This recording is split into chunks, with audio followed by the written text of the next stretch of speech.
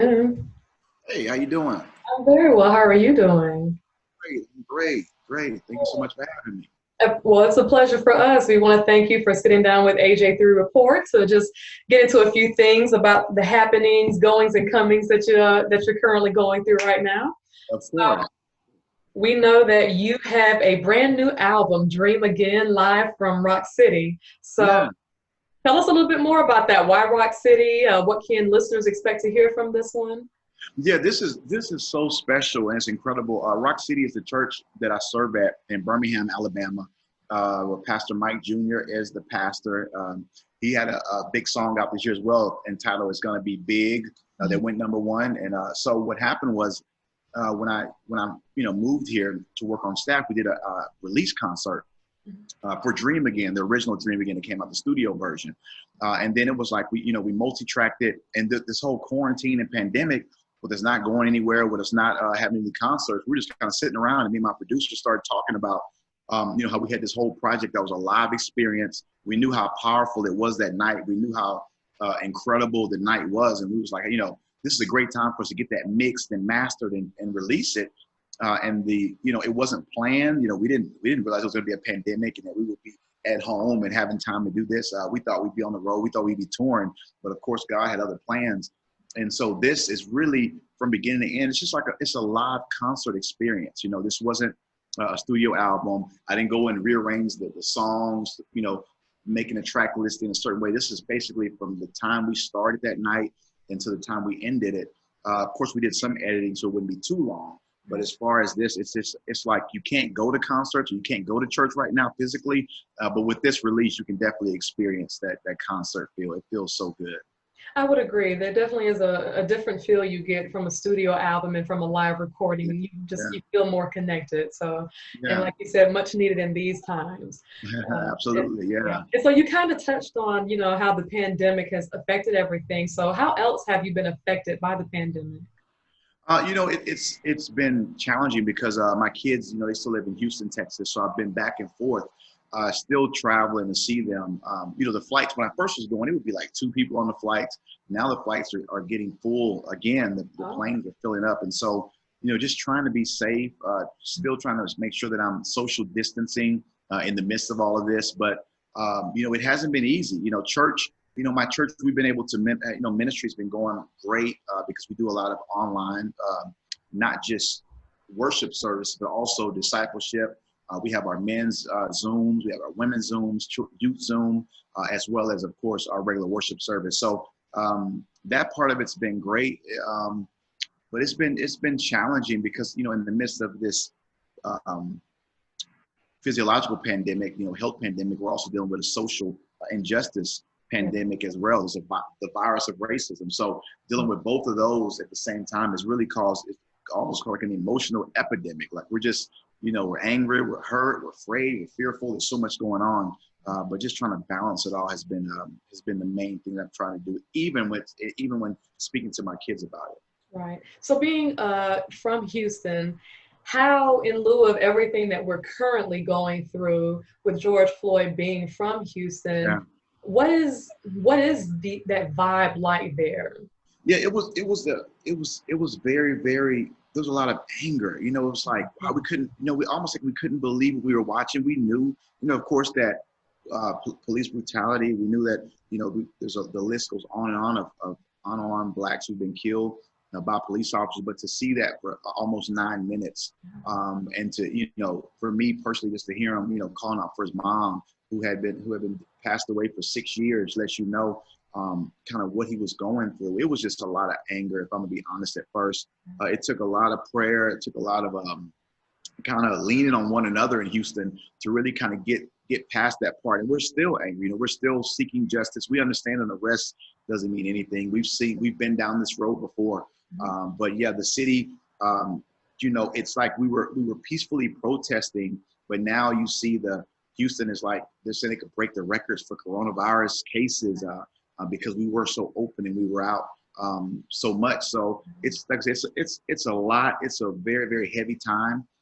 But we're going to get through this. We're going to get through this. Our faith is going to bring us through this. And we're going to continue to just trust God. Absolutely. As a man of faith, and a person who specializes in the delivery of good news, what is it that you tell people who are just angry because, you know, like you said, time and time again, we've seen this, and people who look like us have faced these injustices since we've been here. And Yeah. so what are the words that you give to people who are just angry?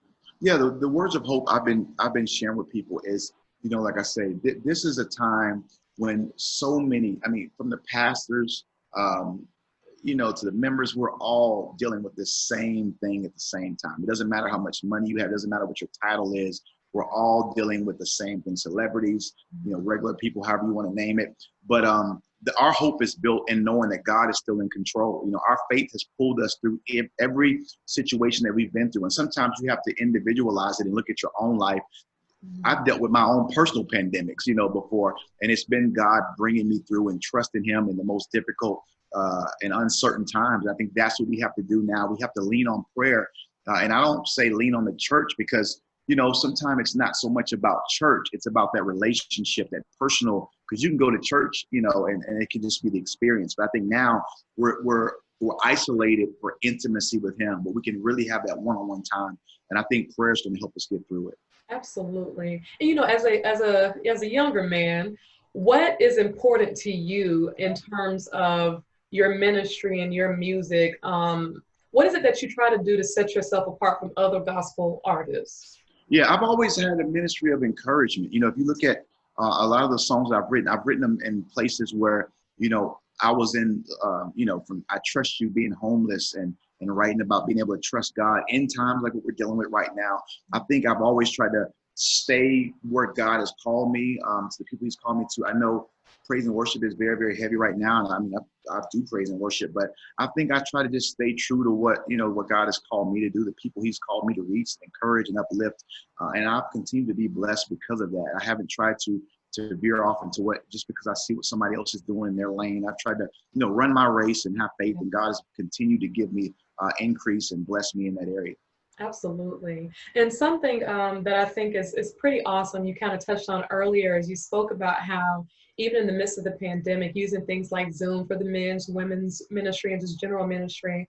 But I saw recently that you had a session with you and some of your musicians with Vibe. Yeah, so can you yeah. tell me a little bit more about that? Yeah, it was great. A Vibe. It was a live Vibe session where basically they came here to my loft downtown Birmingham, and the singers and my musician and a guitar player, and we just did like 45 minutes. Just, you know, just honest. It was this past Sunday. Today my days are all off. Today's Tuesday. I had to think about it for a second. Yeah. So, and we just had a great time, and we sung some of the songs off the new album, The Dream Again Live. We sung some old songs. We just kind of mixed it up, and people were really, really blessed by it. You know, I think shout out to Vibe for allowing us to use their platform and log in from their Facebook and just really minister to their audience and sing songs. It was a great time. I thought it was pretty awesome too. And Vibe is a magazine, you know, that I've grown up, you know, reading. Yeah. Of course, over time, they are having to adapt and adjust to the time. So I thought it was awesome to have that kind of form, because it's something we all need right now. Yeah. It just really is. We all need to be lifted up. I agree. Absolutely. So let me ask you, so I know you're a gospel artist, of course, but who are some of your musical influences, be they gospel or otherwise? Who did you grow up listening to? Michael Jackson, Prince, Kirk Franklin. I even remember my dad. You know, he got James Brown. Cause my dad was a pastor, but he still, you know, we always had balance. You know, right. But those were definitely some of my influences. I mean, I love even now, you know, different genres of music. But I would say Kirk Franklin, Michael Jackson, even MC Hammer. I mean, that was a big influence growing up, you know, just in the 90s. So yeah, that's who I would say would be my influences. Awesome. So who are some artists that you would like to work with in the future to kind of bridge worlds, so to speak? Yeah, I think Yolanda. Well, I had that opportunity. I did it, and it was Grammy nominated with Monica. Me and Monica did a song, Hold On. So that was great. I hadn't really thought about who else. Me and Monica have talked about doing another one, of course. But as far as other artists from other genres, I hadn't really thought about anybody recently that I would want to work with. I'm sure there's plenty, but I mean, I love a lot of them, but I don't know who exactly I would collaborate with. Well, I heard you mention Yolanda Adams, so that's someone who's kind of on the Yeah. list to work with. Yeah, we're both from Houston, and I mean, I've probably worked with everybody else in the gospel industry that I want to work with. Mhm. And she's one that I haven't worked with yet. We've talked about it, but I'm sure it'll happen someday, and I look forward to it. Man, she's just phenomenal. I still get starstruck around, and I've been around her a lot of times. But man, she's just there's something about her. She's She's a amazing. legend, and she just kind of has an aura about her. I Yeah, agree. absolutely. Yeah. So, when it comes to your ministry, what is it? What is your passion in ministry?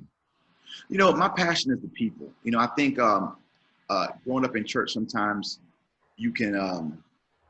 You can be so busy about the work. You can be so busy about trying to reach a certain status or growing to a certain number. But I just remember my dad. He never had over 100 members as a pastor.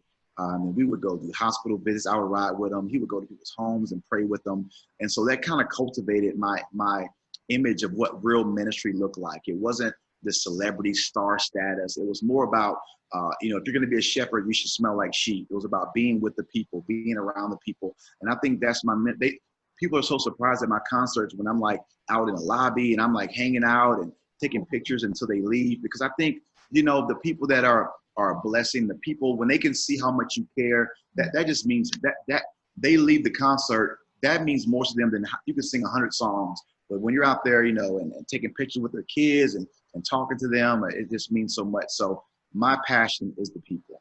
That's awesome. That's awesome. So, let me ask you this. You kind of touched on, the fact that you've been through some hard times in your life.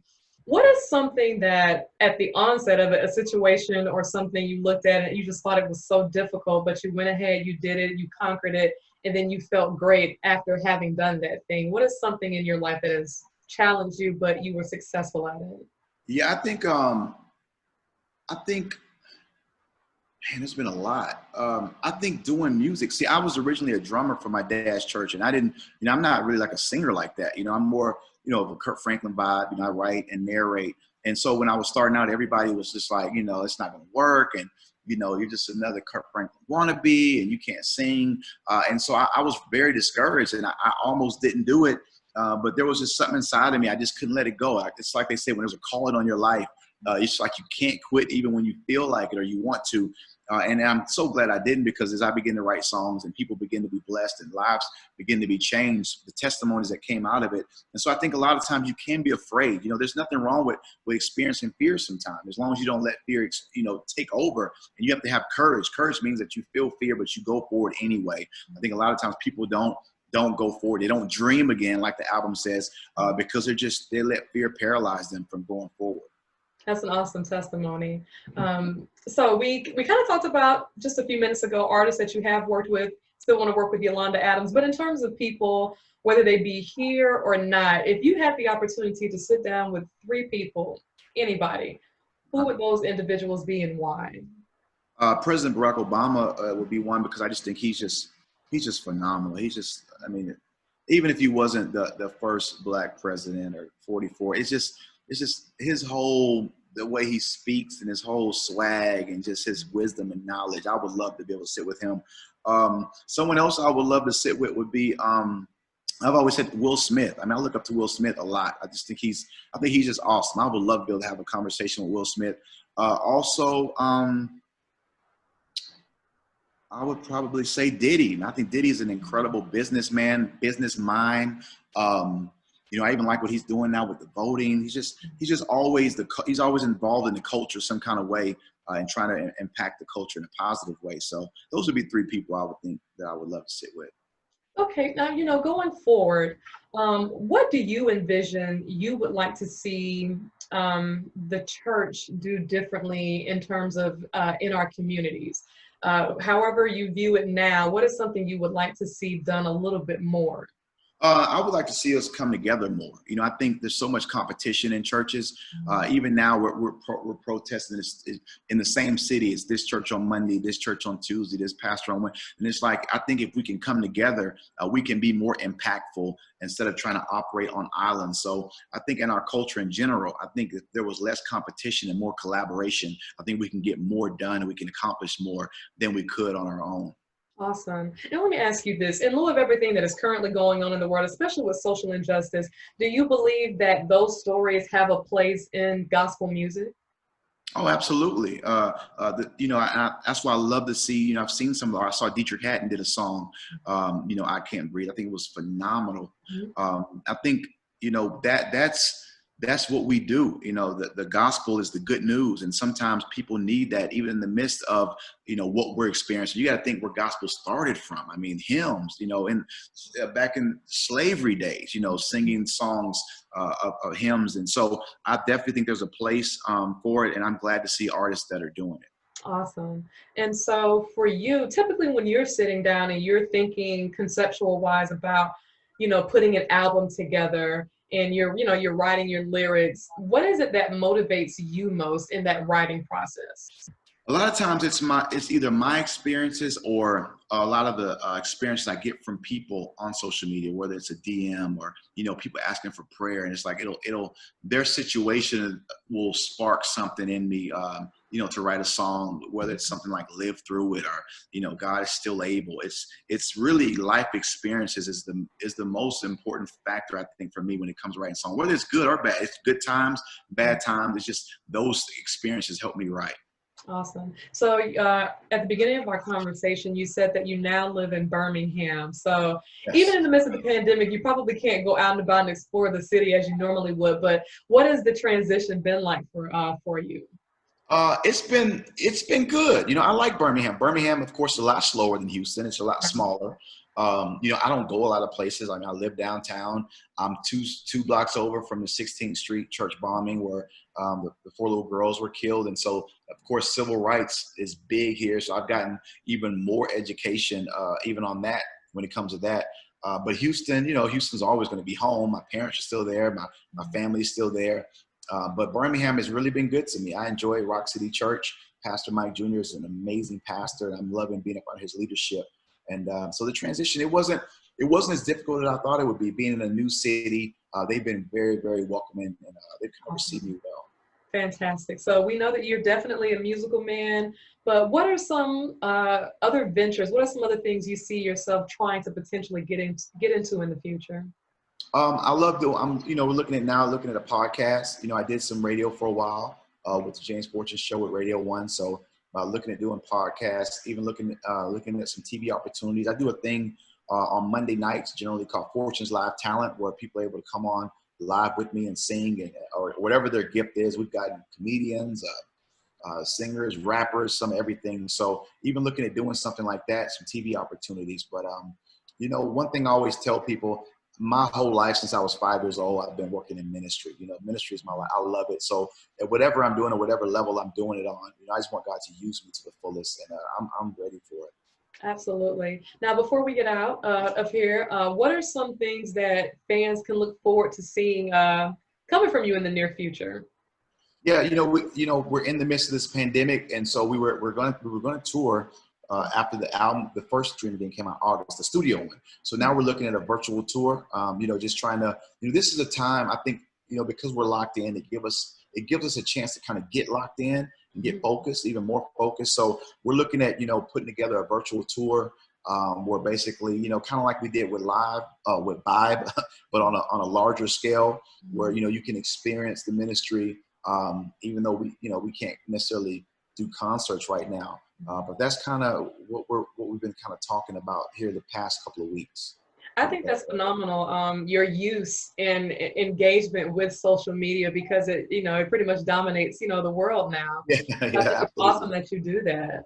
Yeah, I you think got to be innovative. You got to be creative. You got to find, instead of making excuses, you got to find ways, make adjustments. And so that's what I think this is allowing us all to have to do. A lot of people I've been talking to, even doing interviews, are like, hey, I kind of started this because of the pandemic. I got laid off or had, so, it's one thing about you find out what's inside of you whenever you're pressed, whenever you're pushed. And sometimes we want to be comfortable, but nothing great comes out of being comfortable a lot of time. It's usually the hard times that brings out the best in us. absolutely. I couldn't agree more. So, can you please tell our listeners how they can follow you and keep up with you on all social media platforms? Yes, on Instagram and Twitter, it's Mr. James Fortune. That's Mr. James Fortune. And then on Facebook, it's the official James Fortune page. And of course, the album Dream Again Live from Rock City is available everywhere digital music is sold: Apple Music, Spotify, iTunes, I Tidal, listen to everywhere. Spotify. Thank you. Yeah, make sure it's in your playlist. Absolutely, it is. It is. I need that encouragement, so it'll stay there. I appreciate you for that. Thank you. But thank you so much for your time and continued blessings to you, Mr. Fortune. Thank you for sharing your platform. I appreciate it, and I pray that God continues to bless all that you and your family does, and praying for your business as well. Thank you so very much. I appreciate that. God All bless right, you. be blessed. Bye bye. Bye.